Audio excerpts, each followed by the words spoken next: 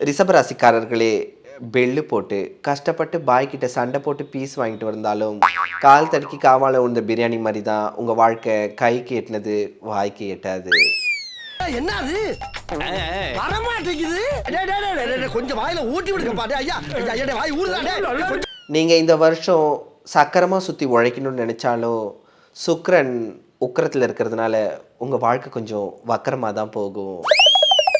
இதுக்கான பரிகாரம் என்னன்னா, அதிகாலை நேரத்துல அடையாறுல இருக்க ஆமைய புடிச்சு, அது ஓட்டுல ஆஃப் பாயில போட்டு 4 மணிக்கு நாக்கு படாம நக்கி சாப்பிடணும்.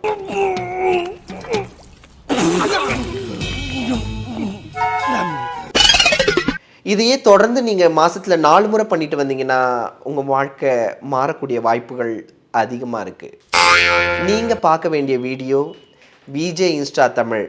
மக்காமிஷி பிரச்சனையை லெஃப்ட் ஹேண்ட்ல ஹேண்டில் பண்ற மைக்கேல் லெசி அவர் வீடியோவை பாருங்க.